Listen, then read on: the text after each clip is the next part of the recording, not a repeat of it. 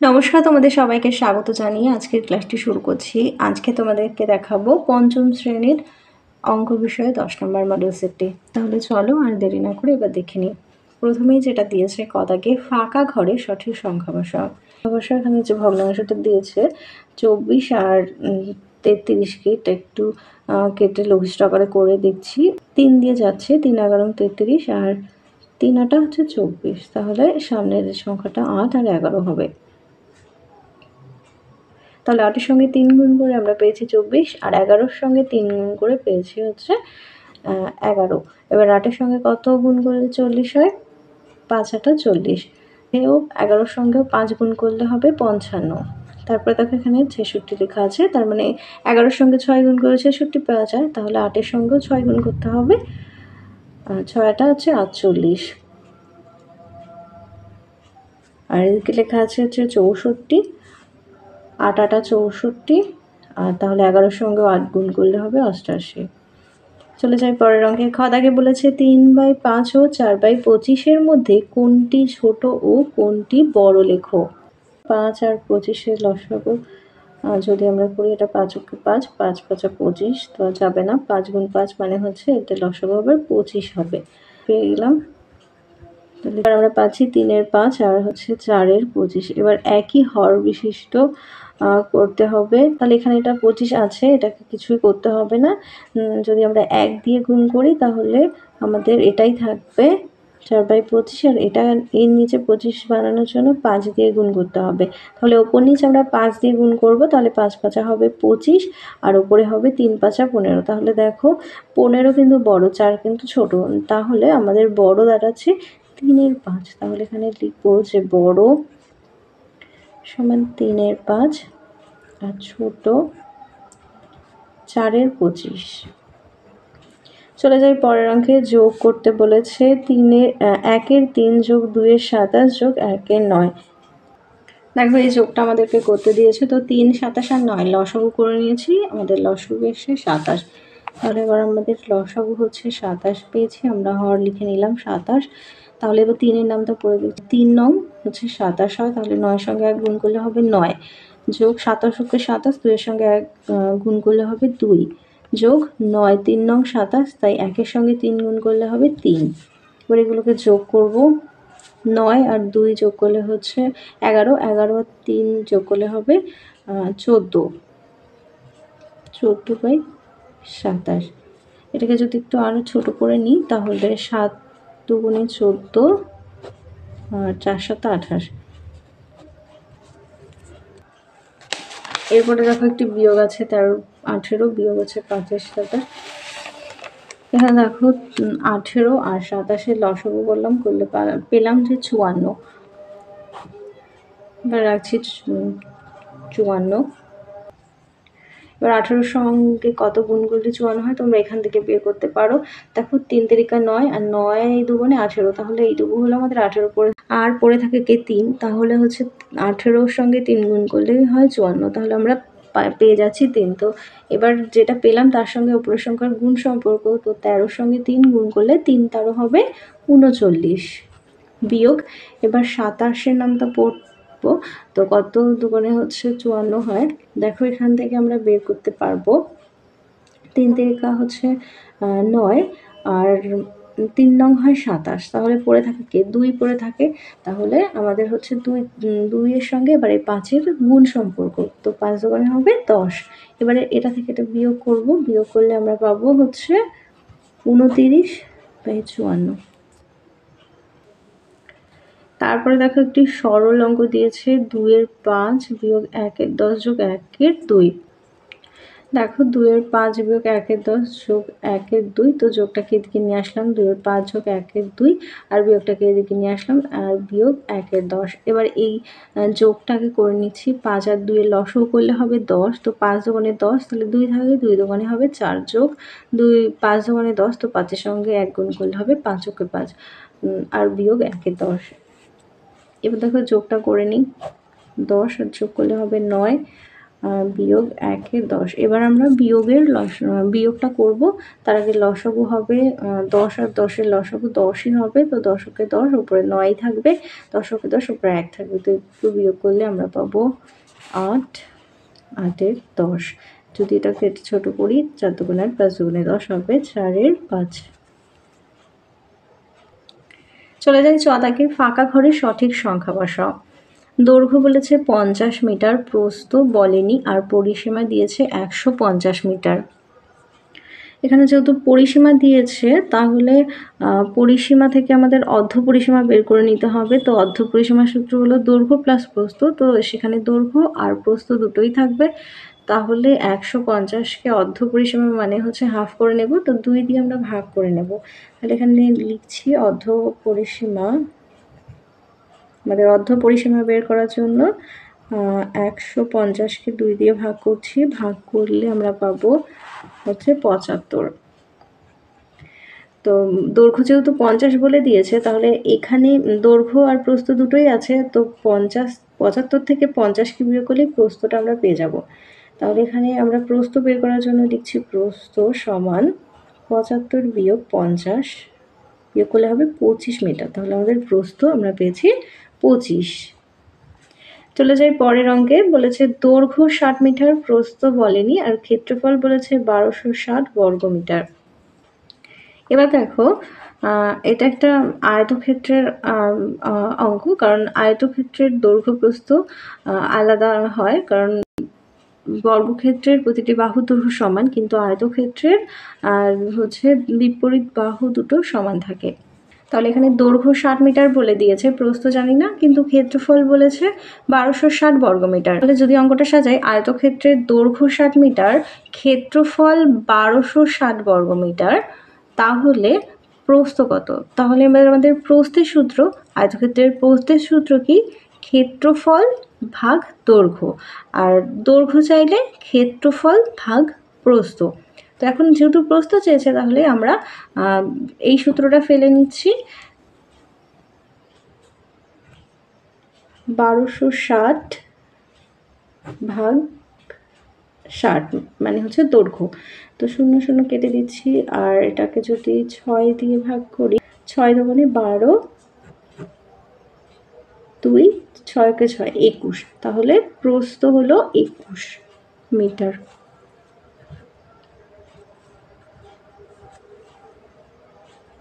পরের অঙ্কে যে বর্গক্ষেত্রের ক্ষেত্রফল 169 বর্গ সেমি, তার একটি বাহুর দৈর্ঘ্য কত? দেখো বর্গক্ষেত্রের ক্ষেত্রফল দিয়ে দিয়েছে, বাহুর দৈর্ঘ্য হয়েছে, যেহেতু প্রতিটি বাহু যেহেতু সমান, তাহলে 169-কে আমরা বর্গমূল করব, তাহলেই আমরা বাহুর দৈর্ঘ্য পেয়ে যাব।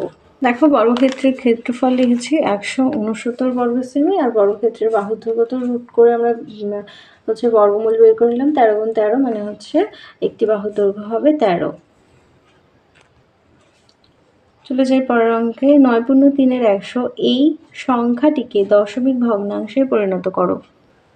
দেখো এই পূর্ণ সংখ্যাটাকে যদি আমরা ভাঙি, তাহলে দেখো 19-এর সঙ্গে 100 যদি গুণ করি তাহলে হবে হচ্ছে 1900, তো 1900-র সঙ্গে আবার 3-কে যোগ করলে 1903 হবে, তো 1903/100। এবার দশমিক ভগ্নাংশে বলেছে ভাগ করতে, তো ভাগ করে দেখো পেয়েছি।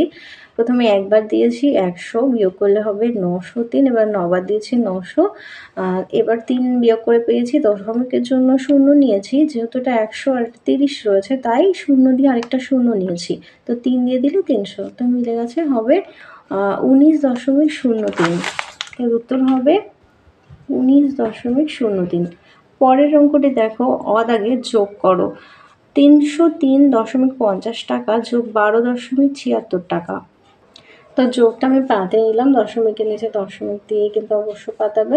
তো দেখো যোগ বলেছে, তো 0 6 যোগ করলে 6, আর 7 আর 5 যোগ করলে 12, 12 2 হাতে 1, দশমিক নেমে যাবে, হাতে 1, 7 আর 1-এ 8, আর 2 হবে 10, 10-এ 0 হাতে 1, 1 1-এ 2, আর 3 নেমে যাবে, তাহলে হবে 320.26 টাকা। এরপর দেখো আরেকটি বিয়োগ অঙ্ক দিয়েছে 208 বিয়োগ না এরপরে দেখো একটি বিয়োগ অঙ্ক দিয়েছে 208.58 টাকা বিয়োগ 56.20 টাকা। দেখো পাতিয়ে নিয়েছি, দশমিকের নিচে দশমিক আর সামনে 56, এদিকে 20, তো বিয়োগটা দেখো 8 এর 8, 5 থেকে 2 চলে গেলে 3, দশমিকের নিচে দশমিক, 8 থেকে 6 চলে গেলে 2, ওপরে যেহেতু 0 10 ধরতে হবে, 5 বাদ দিলে হবে 5, হাতে 1 থাকে, তো 2 থেকে 1 চলে গেলে 1, তাহলে হবে 152.38 টাকা। এরপরে টতে আছে স্থানীয় মানে বিস্তার করে লেখো 5229.432, তো 5229 এটাকে আগে যদি সাজাই তাহলে 5000 যোগ 200 যোগ 20 যোগ 9, আর তারপরে দশমিক আছে দশমিক, 4 হবে 10 যোগ 3/100 যোগ 2/1000। এরপরে দেখো ঠদাকে বলেছে সূক্ষ্মকোণ কাকে বলে, চিত্র দাও। সূক্ষ্মকোণ কাকে বলে জানতে হবে, তো যে কোণের মান হচ্ছে 90 ডিগ্রি অপেক্ষা কম তাকে হচ্ছে সূক্ষ্মকোণ বলে। তো তোমরা 90 ডিগ্রি যদি আঁকতে পারো, তোমরা অবশ্যই 90 ডিগ্রি আঁকতে পারো, তো 90 থেকে কম যেমন 45 ডিগ্রি 60 ডিগ্রি এই কোণগুলো আঁকবে, তাহলেই সূক্ষ্মকোণ হয়ে যাবে। দেখে নাও 2 দাগে যে কোনো 6টি প্রশ্নের উত্তর দাও। কাদের বলেছে আমাদের স্কুলের একটা ঘর তৈরি করতে 8 জন মিস্ত্রির 1 মাস সময় লেগেছে। তো 1 মাস মানে 30 দিন, তো 30 দিন 8 জন মিস্ত্রির সময় লেগেছে হচ্ছে 30 দিন। তো একই রকম আর একটা ঘর 24 দিনে শেষ করতে মোট কতজন মিস্ত্রি লাগবে, আরও কতজন মিস্ত্রিকে কাজে লাগাতে হবে। দেখো দিন সংখ্যা আর হচ্ছে জনসংখ্যা, তো আমাদের বলেছিল 8 জন মিস্ত্রি হচ্ছে একটি কাজ করে হচ্ছে 30 দিনে, মানে 1 মাস সময় নেয়, তো 1 মাস মানে 30 দিন, তো 30 দিন লিখে নিলাম। তো 30 দিনে একটি কাজ করে হচ্ছে 8 জন মিস্ত্রি, তাহলে একদিনে করবে কত, আর 24 দিনে করবে কতজন মিস্ত্রি সেটা বের করতে হবে। তো 30 দিনে এই 8 জন মিস্ত্রি করেছে, কিন্তু এখন তো দিন সংখ্যাটা কমে গেছে, এখন তো 24 দিন হয়ে গেছে, তো দিন সংখ্যা যদি কমে তাহলে কি লোক সংখ্যা অবশ্যই বাড়বে, তাহলে কি সম্পর্ক, তাহলে আমাদের হলো ব্যস্ত সম্পর্ক। 30 দিন একটি কাজ করে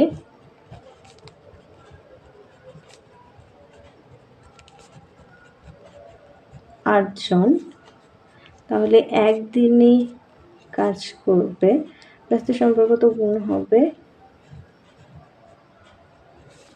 আর 24 দিনে কাজ করবে 29 24, 8 দিয়ে কাটছি, 3 8 24, তো এটা 3 দিয়ে কাটলে 3 10 হচ্ছে 30, তো আমাদের এসে হচ্ছে 10 জন। এবার তাহলে এসছে হচ্ছে 10 জন। তাহলে এখানে বলেছে কি যে এই 24 দিনে শেষ করতে মোট কতজন মিস্ত্রি লাগবে, তো উত্তরে লিখতে হবে যে 24 দিনে শেষ করতে 10 জন মিস্ত্রি লাগবে।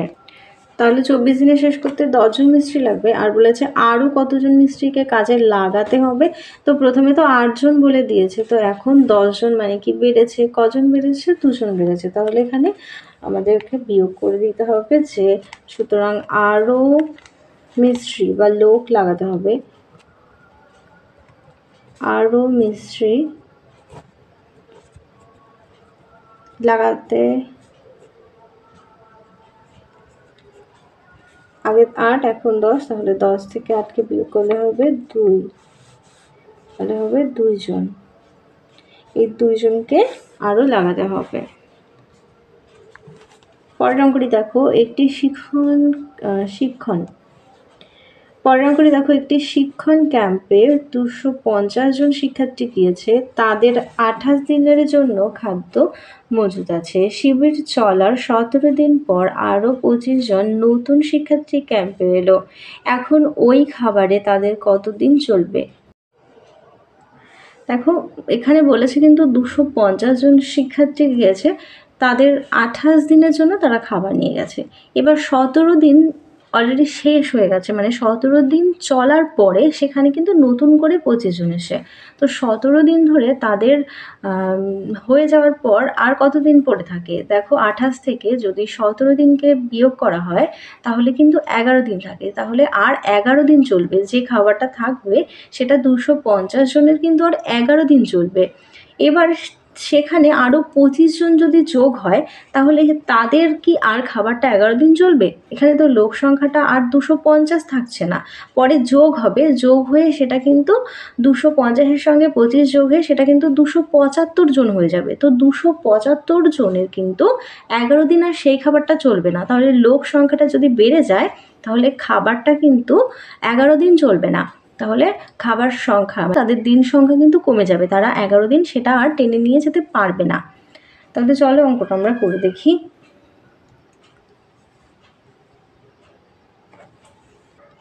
তো প্রথমে ছিল 250 জন, তার 28 দিনের খাবার নিয়ে গেছে, তো সেখান থেকে 17 দিন 17 দিন পরে যেহেতু আরও 25 জন যোগ হয়েছে, তাহলে সেখান থেকে 17কে বিয়োগ করতে হবে, যেহেতু 17 দিন হয়ে গেছে, তো 28 থেকে 17কে বিয়োগ করলে থাকে হচ্ছে 11। এবার 250 জনের হচ্ছে 11 দিন চলে, সেখানে আবার আরও 25 জন এসে সেখানে যুক্ত হলো, তাহলে 250 যোগ 25 মানে হচ্ছে এখন হলো কত, 275 জন। তো এবার 275 জনের কত দিন চলবে সেটাই বের করতে হবে। দেখো লোক সংখ্যা বাড়লো, তাহলে কি দিন সংখ্যা কি হবে, অবশ্যই কমবে। তাহলে আমাদের কি সম্পর্ক হলো, ব্যস্ত সম্পর্ক। তাহলে এখানে লিখছি জনসংখ্যা ও দিন সংখ্যার ব্যস্ত সম্পর্ক।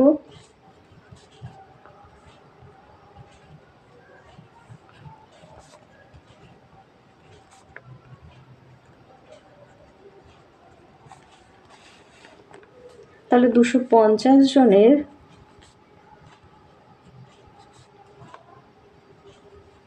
শিক্ষার্থীর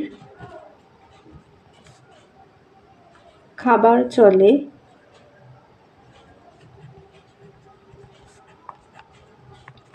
11 দিন, তাহলে একজন শিক্ষার্থীর খাবার চলে, ব্যস্ত সম্পর্ক গুণ করব 250 গুণ 11, আর 275 জনের 250 গুণ 11 বাই 275, এটাকে কাটাকুটি করলে যদি এটাকে 5 দিয়ে কাটি, দেখো এটাকে যদি 5 দিয়ে কাটি, 5 5 25 আর 0 মানে 50, আর এদিকে 5 5 25, 2 বিয়োগ করলে 2 পাবো, 2 আর 5 আবার 25, তার মানে 5 5 25। তো এবার 11 দিয়ে যদি এটাকে কাটি তাহলে হবে 5, আবার 5 দিয়ে ওপরে এটাকে কাটলে হবে 10, তাহলে হবে 10 দিন। তাহলে ওই খাবার তাদের কিন্তু 11 দিন চললো না, যেহেতু লোক বাড়লো, তাহলে সেই খাবারটা তাদের কিন্তু 10 দিন চললো। তাহলে এখন ওই খাবার 10 দিন চলবে।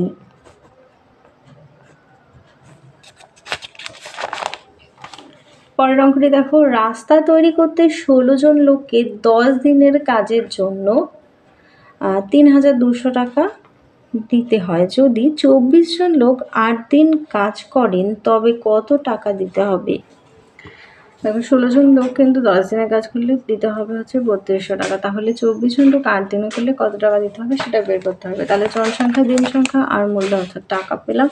তাহলে 16 জন হচ্ছে 10 দিনে 3200 আর 24 জন 8 দিনে কত সেটা। তো জনসংখ্যা ও মূল্যের সরল সম্পর্ক, দিন সংখ্যা মূল্যেরও সরল সম্পর্ক। তো জনসংখ্যা যদি বাড়ে তাহলে টাকার মূল্যও বাড়বে, আবার দিন সংখ্যাও যদি বাড়ে টাকার মূল্য বাড়বে, কমলেও সেটা কমবে। তো 16 জন 10 দিনে দিতে হয় 3200 টাকা, তো একজন 10 দিনে হচ্ছে 3200 বাই 16, তো একজনের একদিনে 3200 বাই 16 গুণ 10, আর 24 জনের একদিনে দিতে হচ্ছে 32 গুণ 24, 16 গুণ 10, আর 24 জনের 8 দিনে দিতে হবে 3200 গুণ 24 গুণ 8 বাই 16 গুণ 10। এবার 2 দিয়ে যদি 8 দিয়ে যদি কাটি, আর 2 16, 2 দিয়ে 24কে কাটলে হচ্ছে 12, 12 দুগুণে 24, তো এটাকে আবার 2 দিয়ে কাটলে নিচে 5, আর এদিকে 6 পাচ্ছি, আর আবার 5 দিয়ে যদি 3200কে কাটি 5 6 30, 4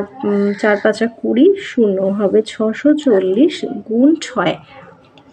দেখো 640 6 গুণ করলে হবে 3840 টাকা। তাহলে এখানে উত্তরটা লিখবে, তা 3840 টাকা পাবে।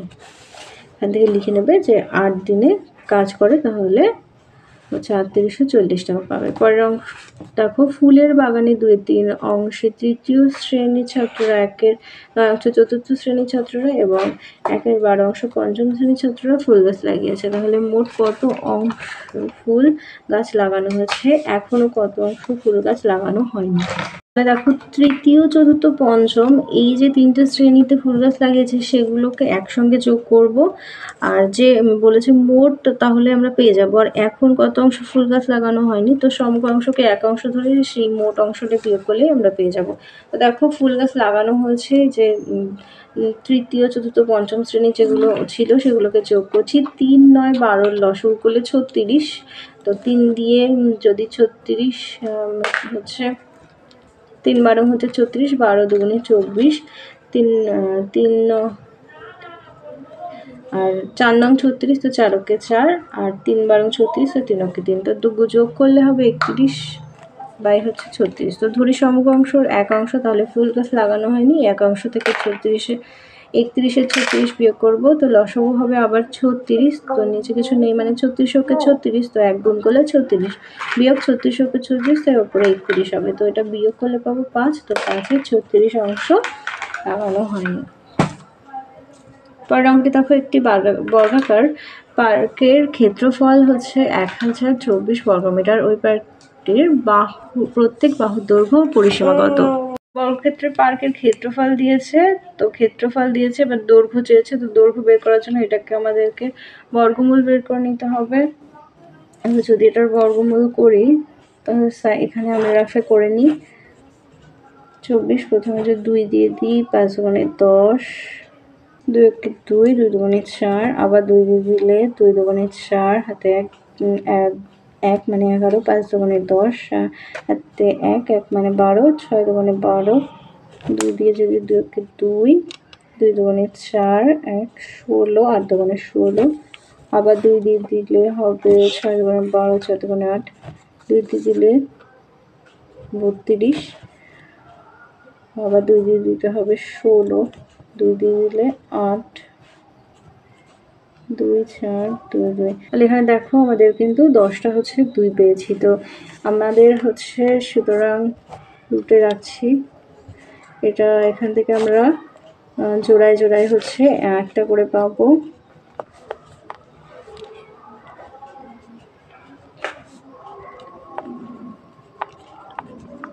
সেখান থেকে রুট উঠে গেলে আমরা একটা পাবো, একটা করে জোড়ায় জোড়ায় একটা করে পাবো, তাহলে আমরা মোট পেলাম 5টা।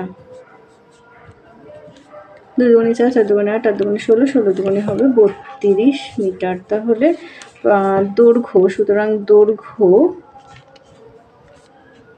পাবো কত, 32 মিটার। আর পরিসীমা চেয়েছে, আর হচ্ছে সুতরাং বর্গাকার পার্কের পরিসীমা চেয়েছে, তো পরিসীমা সূত্র হচ্ছে 4 গুণ হচ্ছে বাহুর দৈর্ঘ্য। তো বাহুর দৈর্ঘ্য এখন আমরা পেয়ে গেছি, বাহুর দৈর্ঘ্য আমরা পেয়েছি 32, তাহলে 4 গুণ 32, এটাকে আমরা যদি গুণ করি, 4 দুগুণে 8, 3 4 12, 128 মিটার। এরপরে যে সরলটা দিয়েছিল, তো আমরা প্রথম ফার্স্ট ব্র্যাকেটের কাজ আগে করব। তো এখানে মাথায় যে দাগটা আছে সেটা কাজ আগে করব। তো এটা বিয়োগ করলে আমাদের হচ্ছে 0 হচ্ছে। তো এবার ফার্স্ট ব্র্যাকেটের কাজ আমাদেরকে করতে হবে। তো সেকেন্ড ব্র্যাকেট পর্যন্ত যা আছে লিখলাম, আর এখানে যেহেতু কিছু নেই মানে হচ্ছে গুণ আছে, তো এটা থেকে বিয়োগ করলে আমরা পাবো 2 পাবো।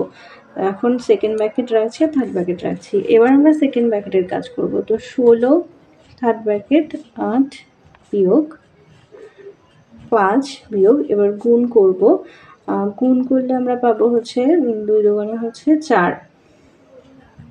তো থার্ড ব্র্যাকেটের কাজ আরেক, তো সেকেন্ড ব্র্যাকেটের কাজ আরেকবার হবে। 8 8 বিয়োগ, এবার হচ্ছে আমরা বিয়োগ করব। 5 থেকে 4 চলে গেলে থাকে হচ্ছে 1। সেকেন্ড ব্র্যাকেটের কাজ শেষ, তো থার্ড ব্র্যাকেট রাখছি। এবার 16, এখানে কিছু নেই মানে গুণ আছে। 8 থেকে 1 চলে গেলে 7, এবার 16 সঙ্গে 7কে গুণ করলে পাবো 112। এরপরে আছে ত্রিভুজ কাকে বলে। লিখবে 3টি সরলরেখা দ্বারা সীমাবদ্ধ সমতলী ক্ষেত্রকেই ত্রিভুজ বলে। তো বাহুবিধের ত্রিভুজকে কটি ভাগে ভাগ করা যায়? বাহুবিধের ত্রিভুজকে 3টি ভাগে ভাগ করা যায়, সমবাহু ত্রিভুজ, সমদ্বিবাহু ত্রিভুজ ও বিষমবাহু ত্রিভুজ। এরপরে বলেছে সমকোণী ত্রিভুজের বৃহত্তম বাহুটির নাম কি? এটি হবে অতিভুজ। আর সমবাহু ত্রিভুজের প্রতিটি কোণ হবে 60 ডিগ্রি। আর কোণ অনুযায়ী ত্রিভুজ কয় প্রকার ও কি কি? আর কোণ ভেদের ত্রিভুজ হচ্ছে 3 প্রকার, একটা হচ্ছে সমকোণী ত্রিভুজ, আর হচ্ছে একটা সূক্ষ্মকোণী, আর একটা হচ্ছে স্থূলকোণী ত্রিভুজ। এরপরে দেখো বৃত্তের ব্যাসার্ধ কাকে বলে। এটা লিখবে যে বৃত্তের কেন্দ্র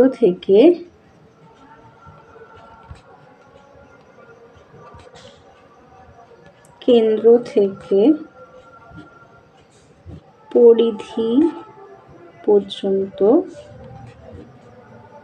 বিস্তৃত সরলরেখাকে বৃত্তের ব্যাসার্ধ বলে।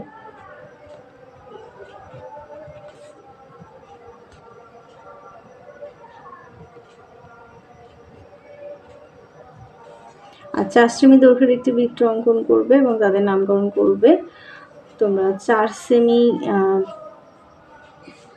দিয়ে অবশ্য এটা তোমরা বাড়িতে খাতায় প্র্যাকটিস করো। আর এখানে হচ্ছে সমকোণী ত্রিভুজের বৃহত্তম ওটা ছিল অতিভুজ।